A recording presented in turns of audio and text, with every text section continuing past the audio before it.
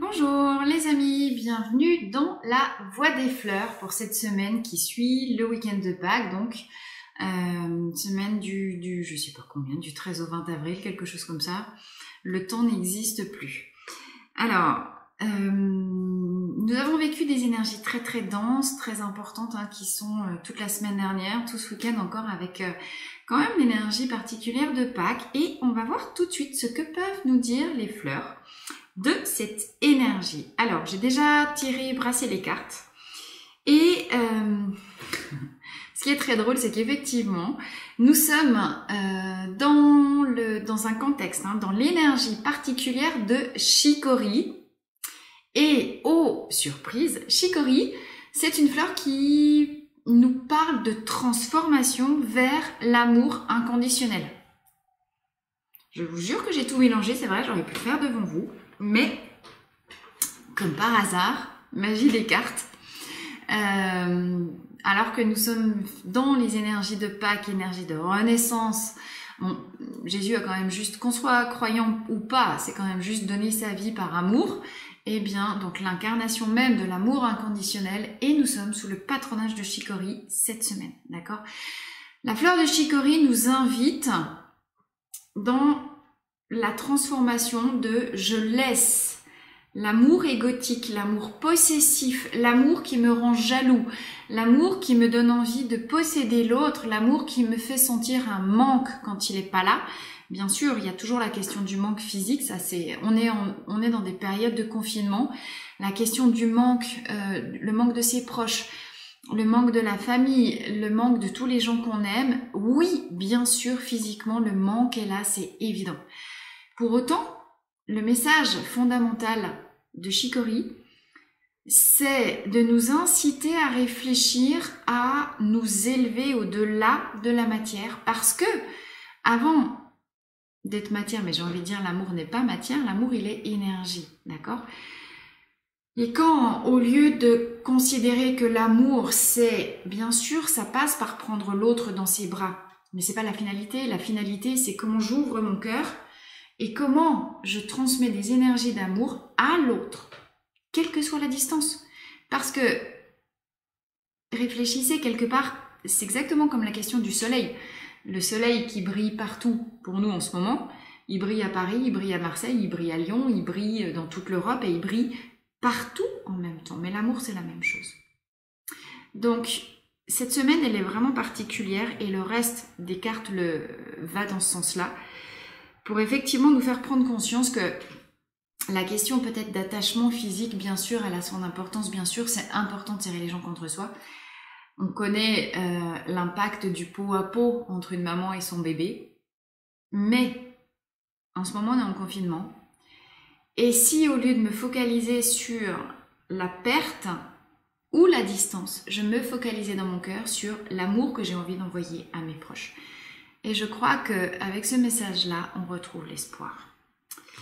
Parce qu'effectivement, nous démarrons la semaine dans des énergies de véritable transmutation.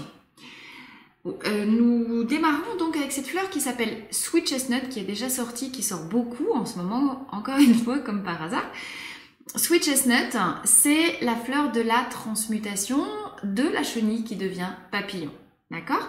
On voit bien d'ailleurs la nuit dedans. Et la chenille, cette fleur du châtaignier qui ressemble à une espèce de chenille, qui s'enferme dans son cocon pour effectivement s'y dissoudre dans son acide afin, quand elle sort, de devenir un papillon. Donc, nous avons ici, avec cette carte, et avec celle qui suit, Mimulus les peurs, une semaine qui peut être dure, émotionnellement parlant, parce que la transmutation de la chenille en papillon nécessite de passer par une étape douloureuse qu'on appelle la nuit noire de l'âme. Et j'ai envie de vous dire, c'est exactement ce qui se passe à Pâques. Si je fais juste l'analogie du message de cette énergie pascale, comment j'accepte de mourir. Alors, vous n'êtes pas obligés de tous vous crucifier sur une croix, mais comment j'accepte de mourir à qui j'étais avant avant le confinement, avant le Covid, parce que, je crois que tout le monde l'a compris, c'est très très clair, après le Covid, plus rien ne sera jamais comme avant. D'accord? On attaque notre 5e, je crois, semaine de confinement, officiellement jusqu'à début mai. On ne sait pas ce qui va se passer. Oui, il y aura la mort de qui j'étais avant. Oui, il y aura la disparition dans la forme de commerce, d'économie, d'activité libérale dont je fais partie. Il y a, économiquement parlant, beaucoup de gens qui ne s'en remettront pas. Mais la mort, c'est un passage, c'est une porte. C'est la mort d'un état pour aller vers un autre état. D'accord? Parce que l'énergie ne meurt jamais. L'amour ne meurt jamais. Alors, nous sommes tous morts de trouille. Mimulus, c'est une fleur de peur. Nous sommes morts de trouille à l'idée de cette mort, et on peut le comprendre. Nous sommes morts de trouille à l'idée de ne pas revoir nos proches. Nous sommes morts de trouille devant l'incertitude, le non-contrôle de la situation dans laquelle nous sommes. Possiblement, d'une manière un peu moins drôle, nous sommes morts de trouille pour nos proches, pour nos personnes âgées, qui sont seules dans les maisons de retraite et qui peut-être meurent seules. Et vraiment, j'envoie tout mon amour, toutes mes meilleures pensées à toutes ces familles qui sont dans l'affliction.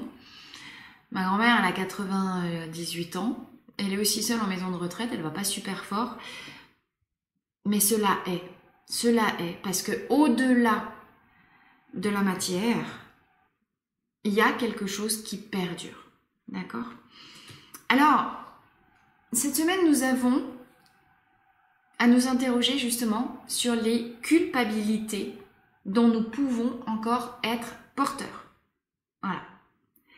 Mais ces culpabilités, donc ça c'est la fleur de paille, le pin sylvestre.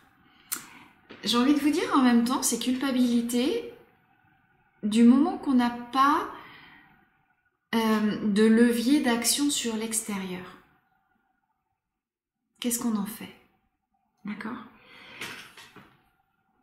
Dans le tirage, Pine évoque les événements qui vont venir à nous de l'extérieur cette semaine.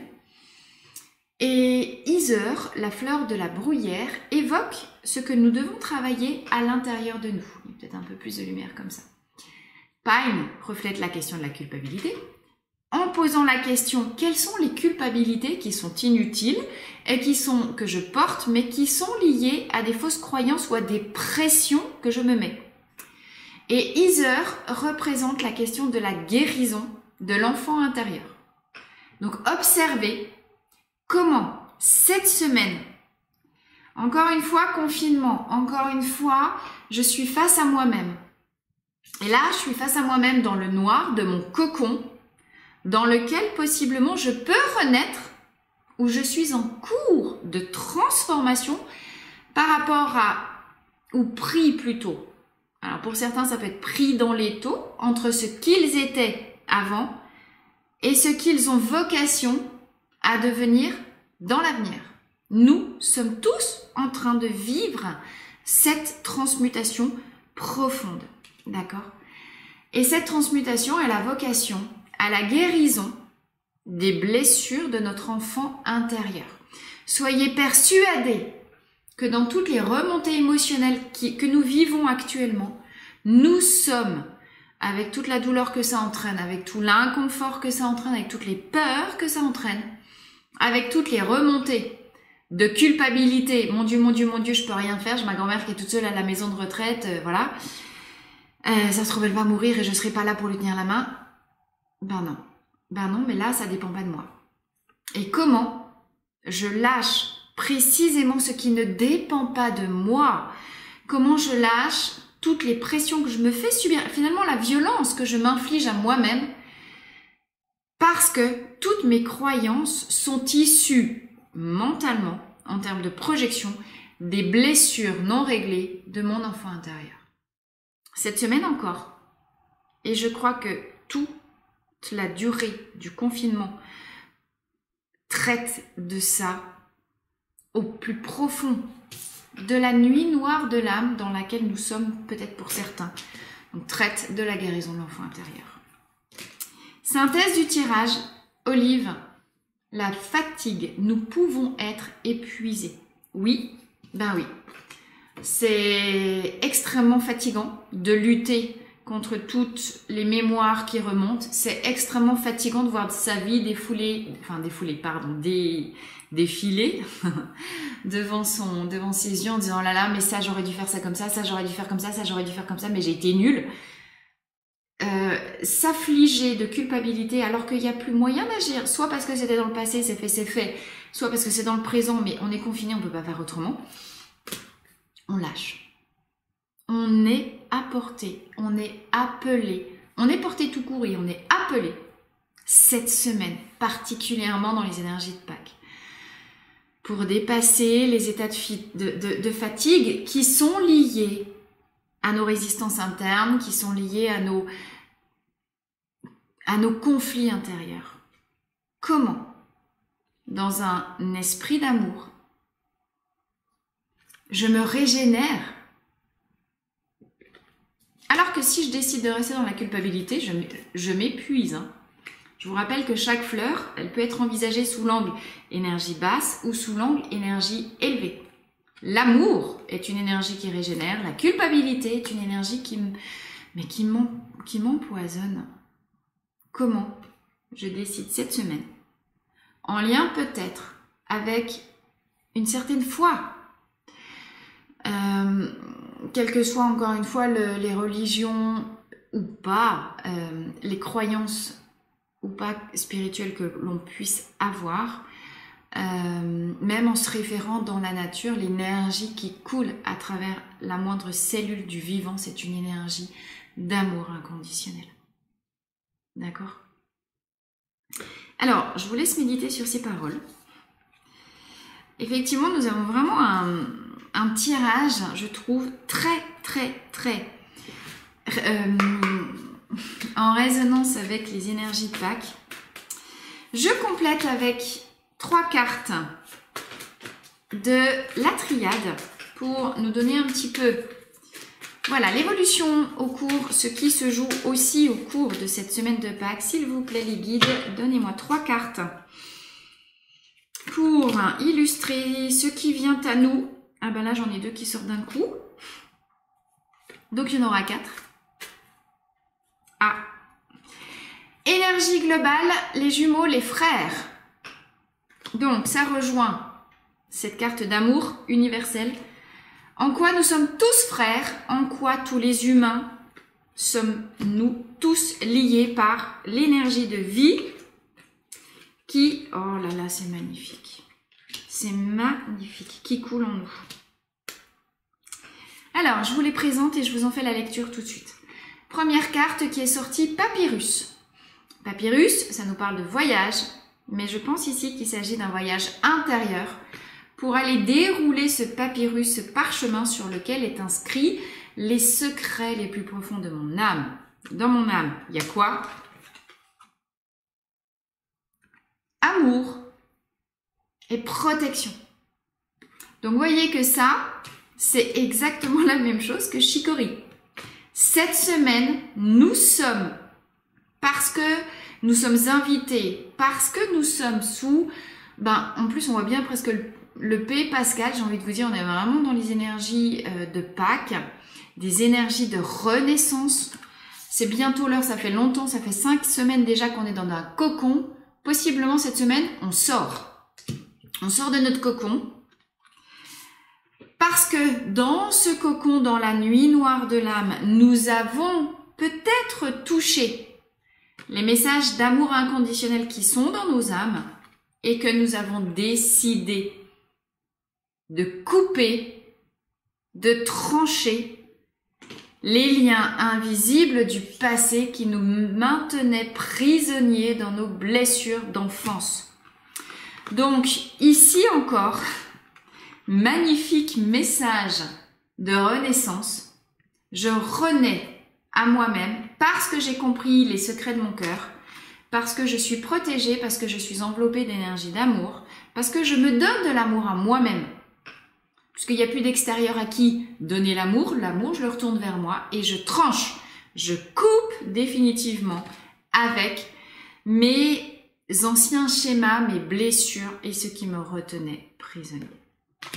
Eh bien écoutez les amis, j'ai envie de vous dire, voilà, magnifique tirage pour cette semaine qui suit Pâques, cette semaine qui suit une semaine qui a été très agitée la semaine dernière entre la pleine lune, le portail du 4 avril, ce week-end de Pâques. Je crois que cette semaine, il y a encore ouais, au niveau des énergies, je sais plus ce qui se passe, mais il y a un truc voilà, qui promet d'être encore intense. Je vous souhaite à tous une magnifique semaine. Ça va presque être voilà, mais dans la paix de votre cœur. D'accord. On a double message et avec le message de Pâques qui est quand même juste l'amour, voilà, du père aussi, du père pour son fils. Rappelons-nous, symboliquement parlant, que nous sommes tous humains et que c'est peut-être le Covid. Parce qu'il n'y a plus d'inégalité économique, il n'y a plus d'inégalité... Enfin, devant le Covid, on est tous égaux, j'ai envie de vous dire. D'accord? C'est vraiment ça, ce qui me vient. Qu'on soit riche, qu'on soit pauvre, qu'on soit en Afrique, qu'on soit en Amérique, qu'on soit n'importe où sur la Terre. Nous sommes tous égaux devant le Covid. Il est temps d'aller chercher des énergies peut-être un peu plus élevées que la peur et la culpabilité. Je vous souhaite une magnifique semaine. À très vite!